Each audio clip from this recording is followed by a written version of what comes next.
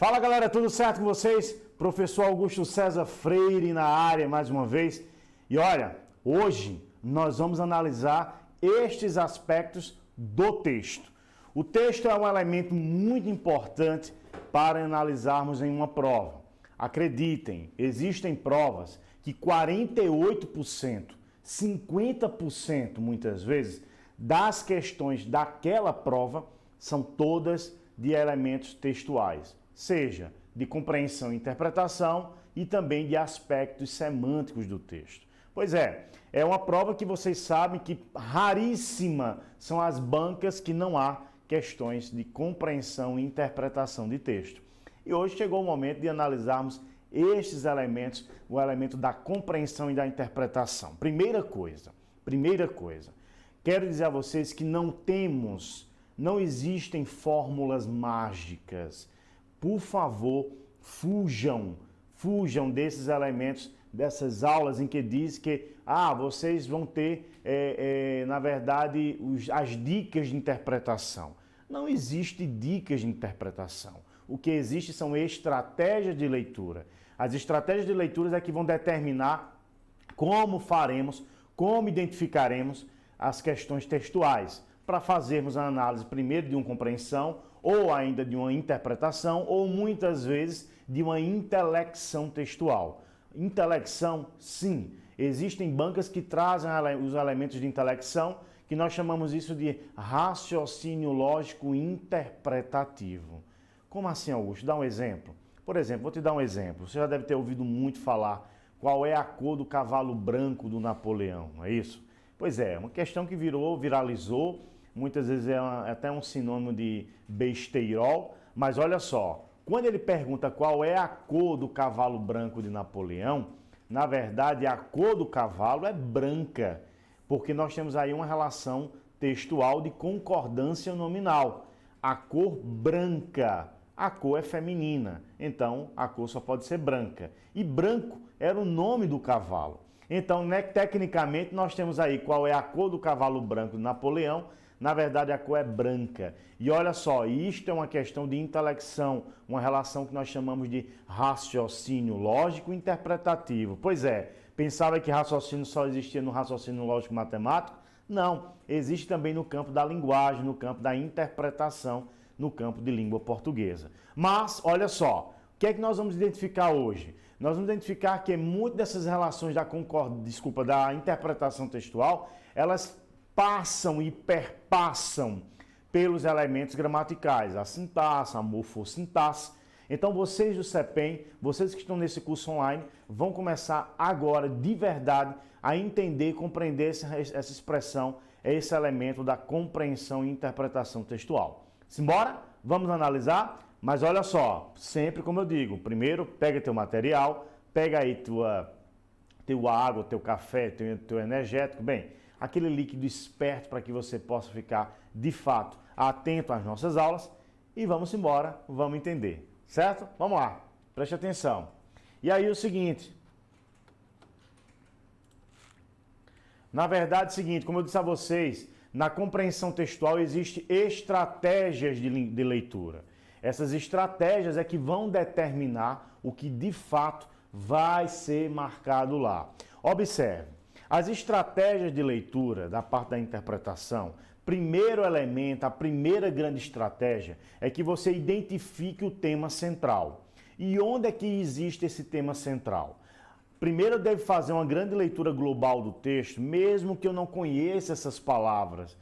Eu preciso passar a fazer a leitura. Eu não posso parar todas as vezes que eu encontrar uma palavra que não é do meu vocabulário. Não, eu faço essa leitura normal, essa leitura global, a fim de identificar o tema central. E olha só, existem algumas estratégias importantes para identificarmos o texto, a leitura, essa parte do tema. Primeiro é o seguinte, eu tenho que saber qual é o gênero. O segundo passo é sempre analisar a estrutura textual. Eu tenho que saber o gênero textual. Ora, se é uma notícia, se é uma crônica, se é um gráfico, se é um infográfico, se é um meme, se é um texto, preste atenção, um texto dissertativo ou é um texto narrativo, isso faz toda a diferença do mundo. essa relação, essa tipologia textual, ela é importantíssima. E aí eu preciso saber se o texto é narrativo. Narrativa é quando eu narro, quando faço uma narrativa, quando eu construo fatos, não é isso? Eu conto uma história que pode ser real ou inventada, não importa, mas eu preciso entender isso. Depois eu quero saber se o texto é descritivo, se há muitas descrições no texto, se há muita presença de adjetivos nesse texto. Se houver a presença de muito adjetivo, tecnicamente é um texto chamado texto descritivo. Mas se é um texto injuntivo, o que é um texto injuntivo? Um texto injuntivo é aquele que há uma ordem. Normalmente os verbos estão no modo imperativo. E vocês bem sabem que o modo imperativo é aquele modo em que traz o quê? O modo imperativo é aquele que traz uma ordem, um pedido, uma súplica, um convite, um conselho. Não é isso? Este é o modo imperativo. Também nós temos um modo aí, nós temos o tipo aí, o tipo dissertativo. E o dissertativo ele pode desenvolver-se em dissertativo expositivo ou dissertativo o quê? Argumentativo. Qual é a diferença? O expositivo ele apenas faz essa exposição das ideias, não traz nenhuma relação de opinião, não há uma opinião dentro do texto, tá certo? E aí nós, na verdade, esses textos dissertativos expositivos, há muita citação nele, mas essa citação não é para defender um ponto de vista, é apenas para, de uma certa forma, expor a visão, a ideia de outrem ou de outros. E no texto dissertativo argumentativo, aí sim, há um ponto de vista, há uma opinião, há uma expressão que vai determinar esta marcação linguística da autoria, de que, gente? Da relação da opinião, certo? Depois que eu conheço essa tipologia textual, aí sim fica mais fácil de entender. Sabe por quê? Porque se o texto for dissertativo, expositivo, onde é que está esse tema central? Ou lá no primeiro parágrafo ou ainda no último parágrafo. Porque o texto dissertativo argumentativo lá no primeiro parágrafo, normalmente você expõe seu ponto de vista, você na verdade coloca o ponto de vista para defender o seu ponto de vista e no final, lá no último parágrafo, você retoma esse ponto de vista a fim de ratificá-lo, de confirmar ou muitas vezes fazer uma proposta de intervenção, uma proposta intervencionista. Então, é por aí que nós vamos observar essas leituras, essas estratégias. Vamos continuar? Então vamos lá, preste atenção. Qual é o gênero? Uma notícia, uma crônica, um gráfico? Por quê? Dependendo do gênero, a estratégia é diferente. Sim, a estratégia é diferente. Se for uma notícia, o próprio título já te dá aí uma grande, mais de 50%, 70% aí do assunto sobre o texto. Então, se for uma notícia, se for uma crônica, existem estratégias diferentes, tá? Vamos lá. Aí nós temos o seguinte, precisamos identificar a intenção do texto. Essa intenção que você se veja, a intenção do texto estão as intenções implícitas ou as intenções o que, gente? Explícitas do texto. Lembre que na leitura, na identificação dessas questões implícitas textuais ou ainda explícitas textuais, aí onde narra, onde mora a relação de compreensão e de interpretação. Sim, saiba que as questões explícitas, aquelas que estão diretamente dentro do texto, ipsiliteris, aquilo que está dentro do texto, é uma relação de compreensão. Mas as que estão circundando o texto, nós chamamos isso, que são as relações implícitas, as intenções implícitas, nós as chamaremos de interpretação textual. Pois é. Vamos lá. Para começar, eu trago um exemplo muito para você. Primeiro eu tenho que tipo de texto é esse? Olha, eu tenho um texto imagético. Me parece aí pelo próprio tema é um aviso, um cartaz. Cartaz é um gênero textual. Aviso: o ambiente está sendo filmado. As imagens são confidenciais e protegidas nos termos da lei. Possivelmente você já se deparou com uma placa como essa. Essas placas elas são placas genéricas, comuns. Inclusive está lá, está disponível no www.superplacas.com.br, onde as pessoas, é um lugar em que as pessoas pegam lá e constrói suas próprias placas a partir de placas genéricas que são postadas lá.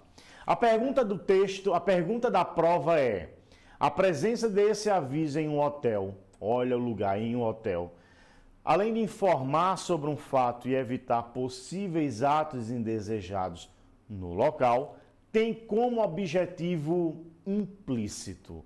Opa, ele já traz que é uma questão não de compreensão, mas é uma questão de quê? De interpretação. A relação do gênero ele já trouxe. Ele diz que é um aviso, e a presença desse aviso, além de informar, ele já traz que o propósito comunicativo do texto é informar. Este é o propósito explícito do texto, o elemento de compreensão. Mas qual é o elemento de interpretação que está voltado nesse texto na prova? E aí? E aí, aluno CEPEM? E aí, guerreiro e guerreira? O que é que você faria? Letra A. Ele diz que a opinião, ou melhor, o objetivo implícito desse texto é isentar o hotel de responsabilidades por danos causados aos hóspedes. Letra B. Impedir a destruição das câmeras como meio de apagar evidências.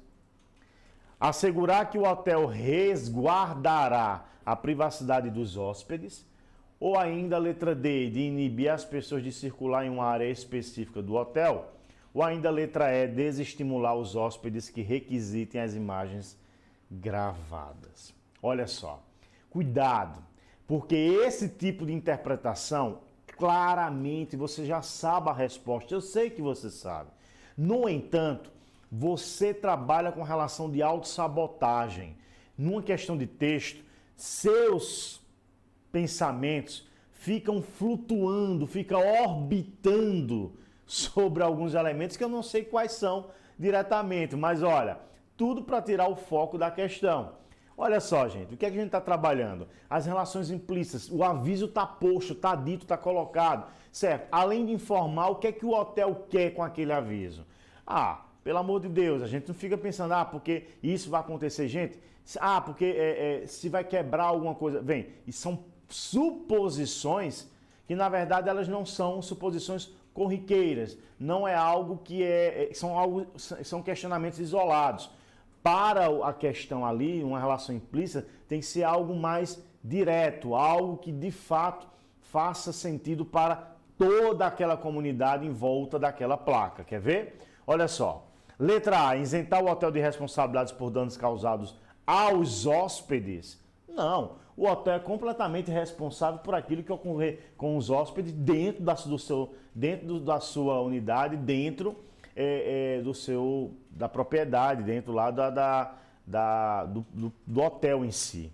Letra B, impedir a destruição das câmeras como meio de apagar evidências. Não, na verdade a câmera ali, ela já está dizendo, já não precisa nenhum dizer que se alguém for destruir as câmeras, as imagens estão gravadas em outro lugar. Não, não precisa.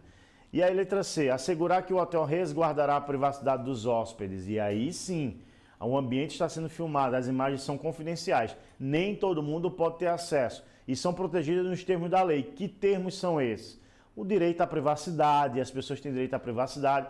Essas imagens só podem ser, na verdade não é nem veiculadas, essas imagens elas só podem ser entregues a autoridades a partir de quê? De ordem judicial. E outra, essas imagens só podem ser veiculadas com a autorização das pessoas que estão ali, porque nos termos da lei que sugere esse processo. Então a letra C é a resposta correta, visto que a letra B é inibir as pessoas de circular em uma área específica. Não, para isso a baixaria tem um aviso lá, proibido entrada de pessoas não autorizadas, ou proibida a entrada de pessoas não autorizadas, né? Só bastava isso. E letra E, desestimular os hóspedes que requisitam as imagens gravadas. Ora, os hóspedes podem requisitar essas imagens desde que seja amparado em algum artigo da lei ou ainda se for uma relação judicial, etc, etc, tá certo?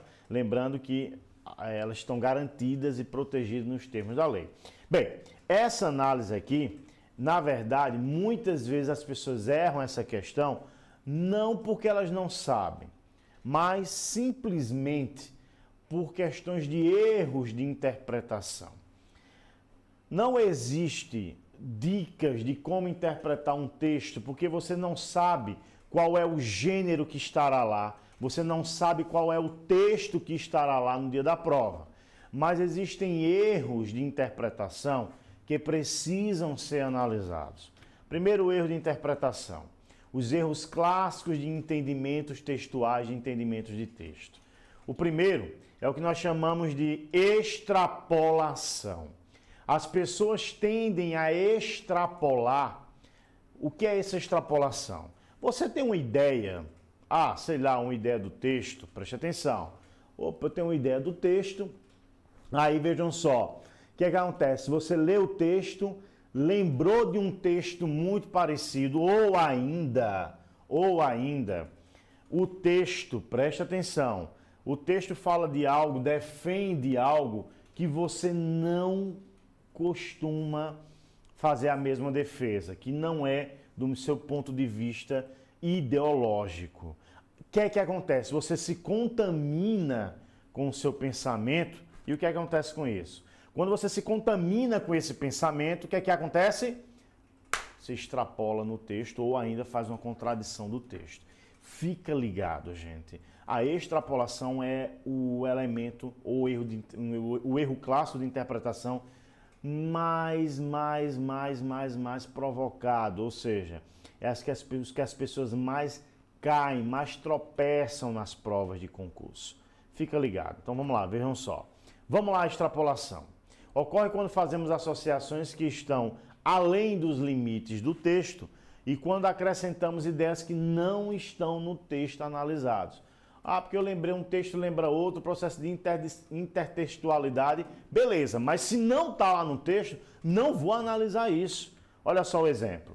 No texto diz o seguinte: os candidatos ao concurso do Banco do Brasil, Washington, Wellington e Wesley, eles foram aprovados. Sim, foram aprovados. Na questão da prova diz assim, um dos itens diz: os candidatos ao concurso do Banco do Brasil foram aprovados. Os candidatos ao concurso do Banco do Brasil foram aprovados. Bem, observe que a assertiva, ou seja, a questão lá da prova não condiz com a informação fornecida lá no trecho do texto. Uma vez que ele afirma que apenas e somente os candidatos chamados Washington, Wellington e Wesley, estes sim foram aprovados. O restante não, mas observe que lá na questão ele diz os candidatos. Ele está falando de todos os candidatos possíveis, os que fizeram a prova. Todos esses candidatos foram aprovados, e é mentira. Na verdade, apenas os que foram aprovados pelo texto, pelo trecho do texto, apenas são considerados e são chamados aí, nominados de Wellington, Wesley e Washington. Apenas esse. É uma relação de extrapolação. Extrapolação é quando você traz ideias fora, que circundam, que estão além do texto. Esse é um elemento de extrapolação. Cuidado nesse trecho aí. O segundo grande erro é o erro de redução. E o que é redução? Redução é quando restringimos a significação de uma palavra ou ainda de uma passagem, de um sintagma textual, de uma passagem no texto. Bem, a redução ela é o contrário da extrapolação. Se a extrapolação eu vou além, na redução eu reduzo apenas algumas palavras. Lembrem-se de que existem muitas questões que dizem assim, somente, apenas. Esses elementos já são elementos reducionistas. E eu preciso ficar atento a esses elementos. Ora, eles já são elementos reducionistas. Fica atento com isso, tá? Então vamos lá. Ele diz o seguinte, é o contrário da extrapolação, tá? A redução consiste em privilegiarmos um elemento que é verdadeiro, mas não é suficiente diante do conjunto que é o texto. Pois é. Então vamos ver aqui um exemplo bem interessante. O texto diz: a música dá prazer, podendo ser considerada também uma terapia. Peraí. A música ela dá prazer, podendo ser também considerada ou podendo ser considerada também uma teoria, uma terapia. Na questão da prova, um dos itens afirma: a música é considerada terapia. Opa, pera aí. Ela é considerada terapia? Cuidado, nós temos dois grandes errozinhos aí. Primeiro é o seguinte, essa relação aí, primeiro dizer que a música é considerada, na verdade ela pode ser considerada, é um elemento também. E neste caso, observe que a informação que a música dá prazer, ela foi omitida. O que significa que a informação da assertiva está incompleta, porque tudo bem, ela pode ser considerada uma terapia, mas no entanto ela também dá prazer. Seria a justificativa para que a música fosse aí uma terapia também. Então essa informação que foi de uma certa forma reduzida, retirada da expressão, há uma relação de reducionismo, certo? Então fica atenta a essas informações. Quando você fica atento a essas informações, nesse caso, você não erra mais esse tipo de questão. E, Augusto, qual é o último grande erro de interpretação? O grande último... tem uma dica primeiro, uma dica que é importante falar aí, né? Não, na verdade é o último grande erro. O último grande erro desses elementos de contradição é o seguinte, preste atenção. A contradição, possivelmente, é o erro mais temível. Quando alguém erra esse elemento de contradição, sinceramente, ele não leu nada do texto, ele não conseguiu compreender nada do texto. É o erro mais primário da relação de interpretação textual e, sinceramente, essa criatura ainda não está preparada para fazer uma questão, fazer uma prova de concurso. Ora, logicamente você já passou por esse elemento, mas hoje não passa mais. E se você ainda tem esse erro de contradição, ele morre no dia de hoje. No dia de hoje, anota o dia de hoje, anota este horário, porque é este horário em que você vai ser liberto. Parece igreja, mas isso aqui é um princípio, né? São teorias, são métodos que vão mudar a sua vida, assim como a igreja também muda. Mas vai mudar a sua vida. Então preste atenção, você vai ser liberto. Preste atenção. Com todas as forças que a língua portuguesa tem e carrega, tu serás liberto do erro de contradição neste momento. Recebeu? Como é que você sabe disso? Olha só. Ocorre quando por leitura desatenta, pela não percepção de algumas relações, Jesus Cristo, leitura desatenta, não percepção de algumas relações, pela incompreensão de um raciocínio. Gente, pela leitura desatenta, pela não percepção, pela incompreensão e ainda pelo esquecimento de uma ideia dita anteriormente, ou ainda pela perda de uma passagem no desenvolvimento do texto, quem lê só... eu faço uma leitura dinâmica, Augusto. Eu leio só a primeira parte do parágrafo. Lascou-se. Você pode ter um erro de contradição seríssimo aí. Chega-se a uma conclusão contrária que o texto propõe. Sabe onde é que ocorre isso também? Olha para cá. Carreiras policiais. Vocês vão fazer para carreiras policiais. Carreiras policiais, se você pegar as provas de carreiras policiais, os textos trabalham com relações de... sempre trabalhando, na verdade, esses textos trabalham com que tema? Normalmente com temas que trazem a ação policial como uma ação muito conturbada. Normalmente traz notícias, reportagens e de ações policiais em que não tiver, ou na verdade trouxe algum incômodo para a sociedade. Uma troca de tiros com um bandido que acabou assassinando alguém, na verdade às vezes um uso ou outro de uma força que aí de uma certa forma faz com que a outra pessoa, de uma certa forma, se sinta de uma certa forma violentada. E aí quando trazem essas notícias que são notícias comuns, que são notícias do nosso cotidiano, do nosso dia a dia, muitas vezes por você estar fazendo lá uma prova de carreiras policiais, você já se sente atingido. Você já se sente, poxa, estão falando da minha futura profissão. Quando você sente-se dessa maneira e vai ler o texto, você já vai ler com ódio. Você já vai ler carregando, sabe, aqui na força do ódio. Você diz, porra, Borges, você vai pegar os autores, esse Michel Foucault não sabe de nada, esse Roberto Borges não sabe de nada. São pessoas que trabalham na relação de direitos humanos. E nós, enquanto estudantes, escutamos muito por aí que direitos humanos não é direito de não sei o que, é direito dos humanos. Cara, esquece isso.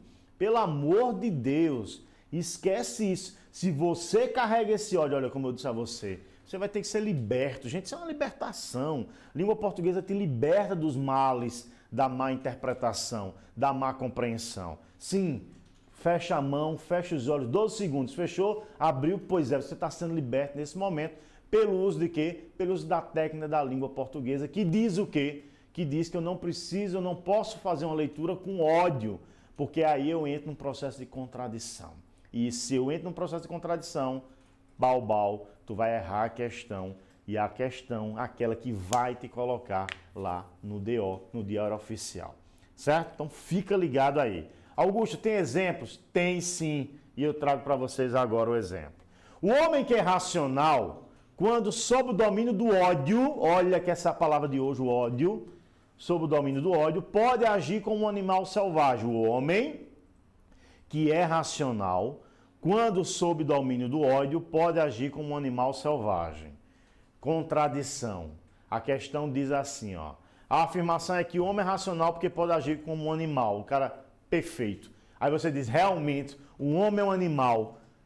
Por isso que ele pode... O homem é racional porque pode agir como um animal. Aí você diz que você está atrelando o uso da racionalidade por ele ser animal. Pelo amor de Deus, contradição completa. Ele diz lá no texto que o homem, ele é racional, mas quando ele está sob o domínio do ódio, ele deixa de ser racional para ser um animal que selvagem, agir como um animal selvagem. Olha aí a porcaria acontecendo. Por isso que tu tem que ser liberto desse processo, tá certo? Bota a mão na gramática, certo? E agora diz, estou sendo liberto dos erros de interpretação. Sim, coloca a mão no material. Gente, sem conversa, coloca. Eu estou dizendo, eu sei o que eu estou dizendo. Beleza? Perfeito. Então você está sendo liberto desse processo do mal da interpretação textual. Observe que a assertiva da prova subverteu a informação do texto original, uma vez que foram excluídas as indicações circunstanciais apresentadas lá pela oração que dizia que quando sob o domínio do ódio, ficando assim alterada de forma drástica a ideia da oração principal por meio da troca da oração adjetiva explicativa por uma restritiva. Olha como a gramática faz diferença.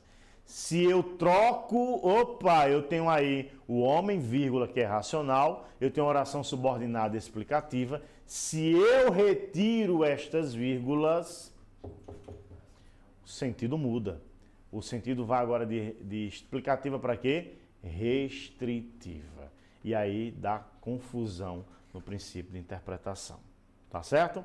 Então vamos lá. Vamos entender melhor essas relações de interpretação. Augusto, como é que eu vou fazer a diferença de quando há uma questão de interpretação e de compreensão? Tranquilo. Vem para cima. Olha o que ele diz aí. As provas de língua portuguesa visam avaliar a capacidade dos candidatos a compreender as ideias explícitas e interpretar os sentidos implícitos dos textos, né? Tanto as explícitas quanto os implícitos, não é isso? Aí eu tenho o seguinte, as questões de compreensão exigem do candidato uma postura mais voltada para o entendimento daquilo que está de fato no texto. Então, por isso que muitas vezes as assertivas para a compreensão é a seguinte, segundo o texto, o autor do texto afirma que, o texto mostra que, de acordo com o texto, quando houver essas palavras, esses itens lá na questão, saiba que é de compreensão textual. Segundo o texto, o autor do texto afirma que, de acordo com o texto mostra que, o autor sugere que, o autor quis dizer isso, o autor disse isso, são questões de compreensão. Certo, Augusto? E quais são as questões de interpretação? São essas.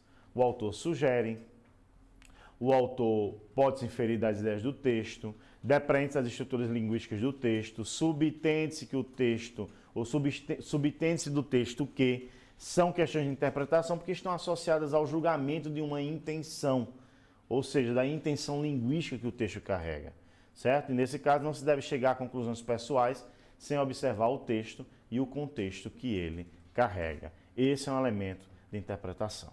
Ô Augusto, você disse que não existem dicas, mas por que é que eu estou vendo aí a palavra roteiro? Porque roteiro é diferente de dica, porra.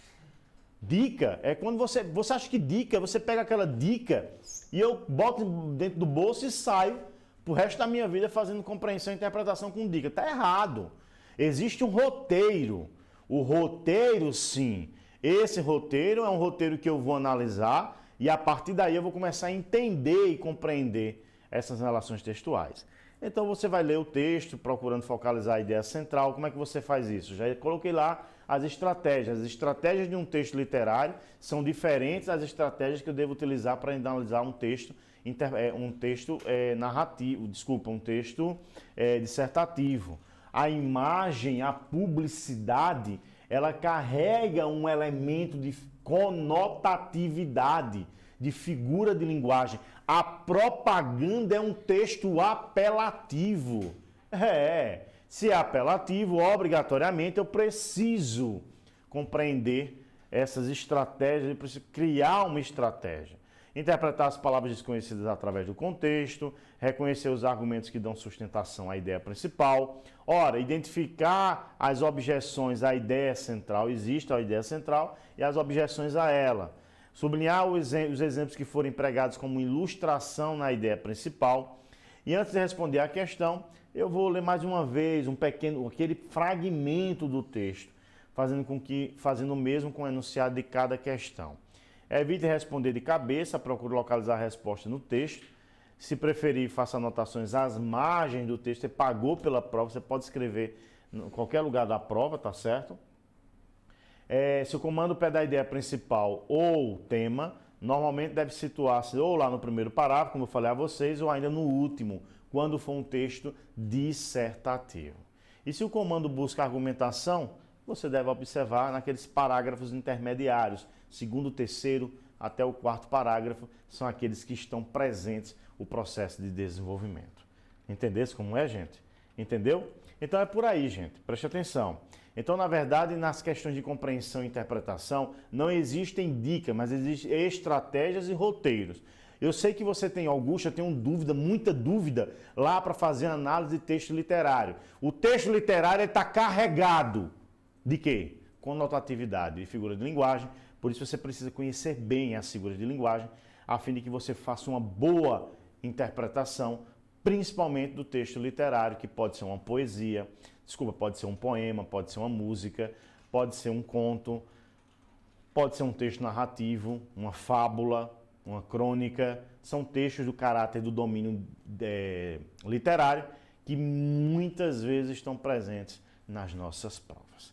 Certo? Ficou a dica? Anotou? Pois é. Então, hoje você foi liberto dos erros de interpretação, que são 3. Os clássicos: a extrapolação, a redução e a contradição. Esquece, não pega esses erros, não esquece esses erros, não faça com que esses erros estejam junto a você, a fim de que você, de fato, possa garantir uma boa construção, uma boa prova e uma boa compreensão e interpretação. Certo, galera? Então fica com a gente, que sempre tem mais. Valeu!